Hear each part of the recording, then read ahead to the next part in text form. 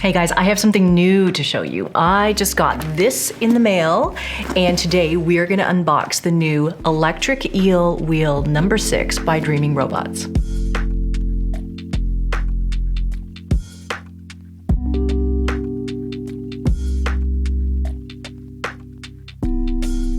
Hey there, thank you so much for being here. My name is Felicia from Sweet Georgia, and this is Taking Back Friday. This is a place where we come every Friday and we talk about something to do with knitting or spinning or weaving or dyeing. I talk a lot about the fiber arts and how important it is to make time to make things. Now, I will tell you that I have been doing quite a bit of spinning lately. You know, after we made those blending board Rolags, I've been spinning all of those up using my Lendrum Saxony wheel at home. And I've also been doing a lot of spinning on my Ashford E-Spinner. It's the Ashford E-Spinner 3. So those are the two main wheels that I'm using right now. Also here in the studio, I have the Shacked Matchless double treadle, and I teach on that one here at the studio. That's all of our courses, or everything is filmed with the Matchless. Now, maybe you'll recall that last year I did a little bit of a video, or actually a couple of videos about the Nano E-Spinner. So this one was also made by Dreaming Robots, but it's like a tiny little e-spinner. And so I spun on that. I also spun on the Ashford e-spinner, and I wanted to compare it with the Electric Eel Wheel, which is just the new one that's come out from Dreaming Robots. And so Maurice at Dreaming Robots is very, very kind to send us an actual wheel so that we can test this out and unbox it and show you everything about it. So let's open the box.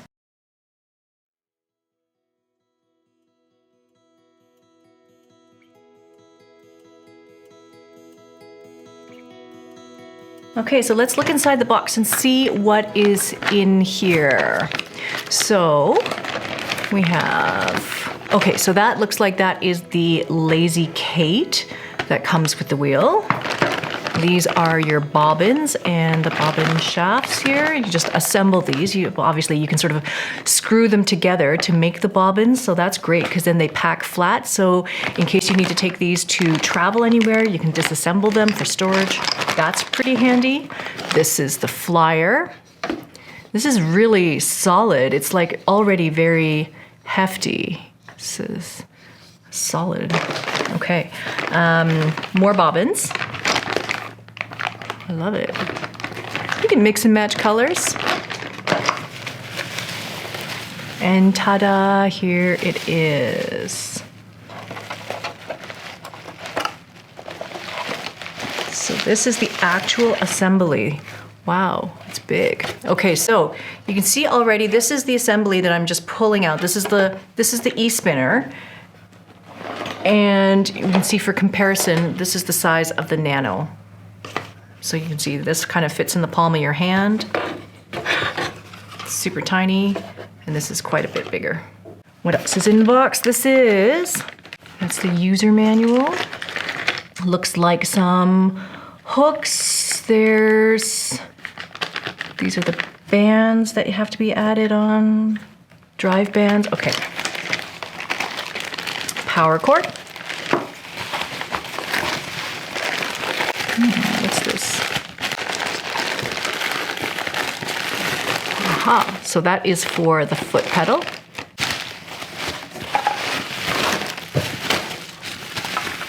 And this is the power adapter. Okay, easy, let's do it.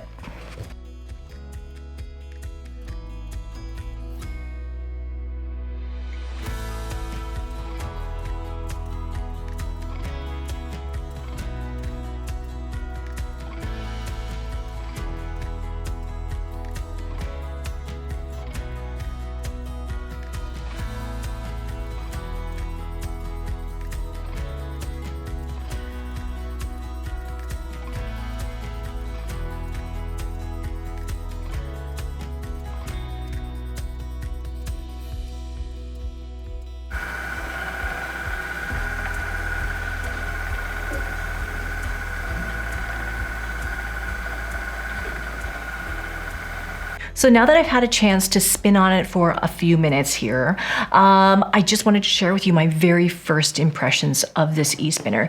It is so sturdy, it is so smooth, it works beautifully. The take up is perfect. This is one of the things that I find so fussy for me particularly. I want the wheels to have a nice, quick, snappy take up, because I spin, I'll want to spin quite a length of yarn, and then I want it to all wind onto the bobbin all at the same time. That's just how I have evolved my spinning technique. That's just how I do it now. And so I really enjoy like a quick, responsive take up. And this wheel responds really, really well to that quick take up. It doesn't rattle, there's no weird noises or anything like that. It just works beautifully. I also love the fact that this bobbin is massive. Like these bobbins, they come in a flat pack. They are disassembled. You can assemble them yourself. You can mix and match colors if you really want to, however you want to do it. But altogether, one of these bobbins will hold 8 ounces of fiber. That's 2 full braids of fiber, which is huge.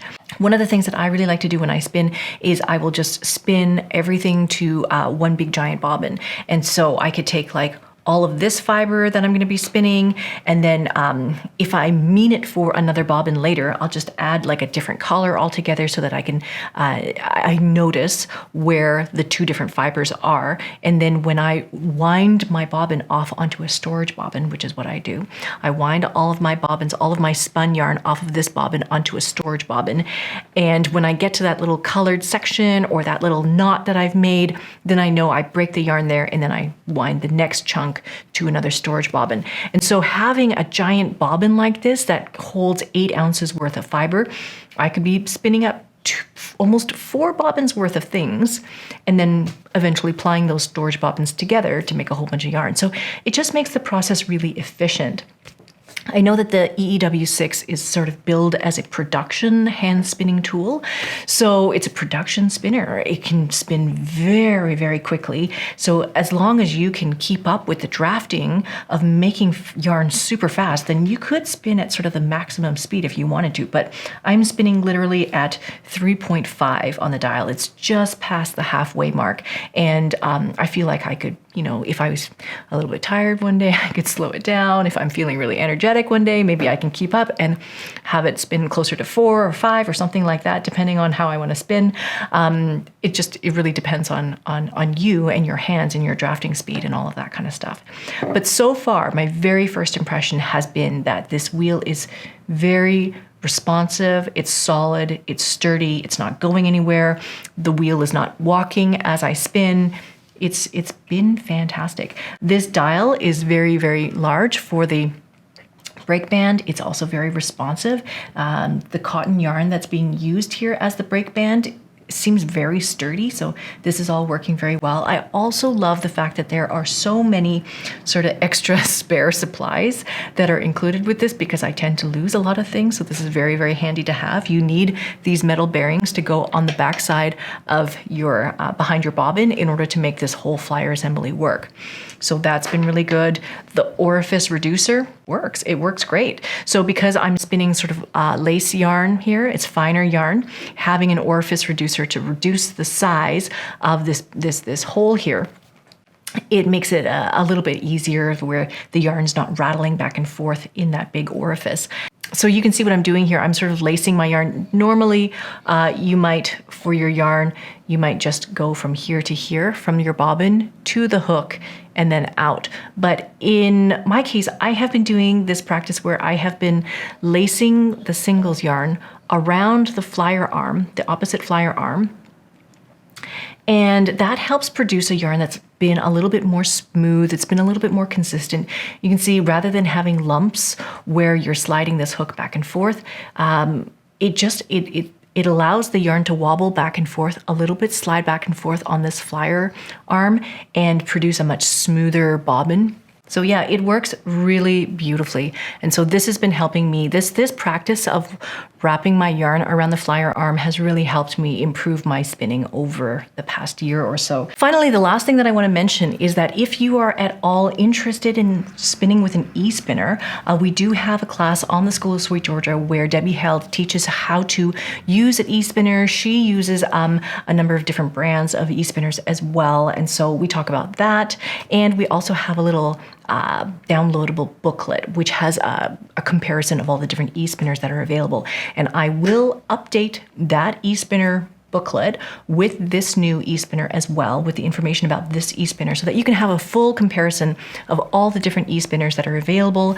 And we'll put a link down below so that you can check out where the course is for the e-spinning course, where you can find this e-spinner, and where you can find our resource guide for all of the different e-spinners that are available. So that is basically it for today. Thank you so much for being here. If you like this episode, please do hit the like button. And if you would like to see more content like this, please do hit subscribe. You can also let me know down in the comments what you think about this e-spinner, if you already have one, if you have a different e-spinner that you want to share about, and if there are any demos that you want me to make with this particular e-spinner. Like if you want me to spin cobweb yarn on it, or if you want me to spin textured yarn on it, like let me know what you'd like to see me spin on it, and I will add that to the to-do list.